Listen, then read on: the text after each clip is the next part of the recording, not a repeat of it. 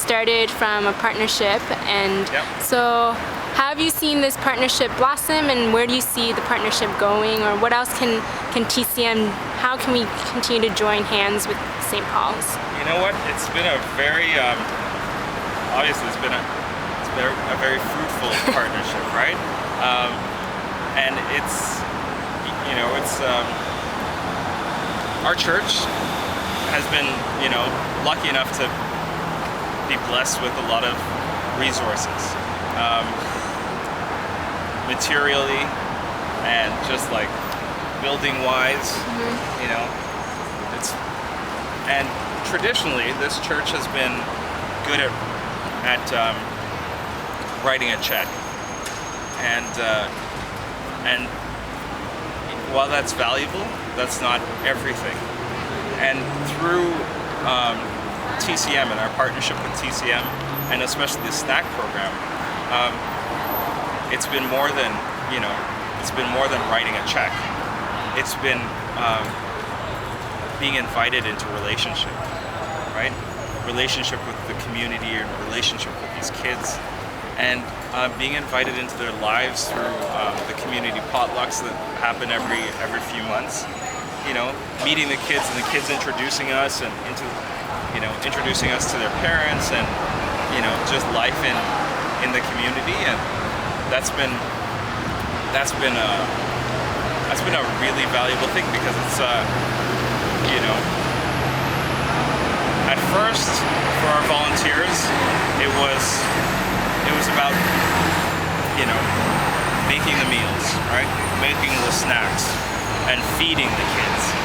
And then slowly over the time, it was about the kids, it was about the relationship, it was about getting the chance to see friends, Philip or whomever again, and getting to find out what happened in their day and find out how they're doing.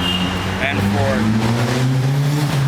for me as a pastor, that's been a subtle change, but it's been a significant change, and so it gets us out of the, you know, out of the whole writing the check attitude into building relationships and building bridges, and just really being invested in the life of other people, right?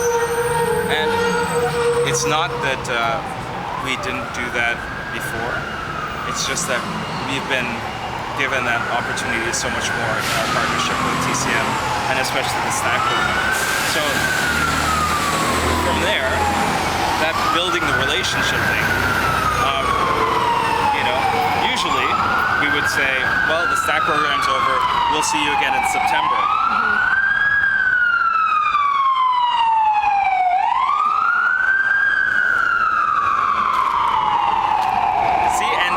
Exactly the secret to the whole thing. I'm just kidding. I didn't actually say anything during the siren. No. So it's from that relationship, you know. Usually during this, we only do it for the school year, right? But you know, as a result of our relationships with the kids, we're like, we don't really want to spend like an entire summer away from them, you know. So how else can we do these things? What else can we do with them, you know? And so this is where, that's partially where, you know, this community garden idea came from. You know, again, working around the idea of food, everybody needs to eat. And funny enough, we oftentimes eat the same things but differently, you know? You know, people from the Philippines, they eat cassava or manioc. People from, you know, the islands, we eat cassava. You know, you guys make a kind of cassava cake, which is delicious. We make a kind of cassava cake, which is also delicious, but slightly different. So, what are the things that we, you know, all eat in common? Well, we eat peppers, we eat tomatoes. You know, we have little herbs and spices that we use in different ways, but still use the same herbs and spices. So, why not continue that on and learn how they grow and see how they grow and have a chance to make those things grow together? So that's where that all came from. That's where the community garden idea came from, and how it is that we we expanded into that.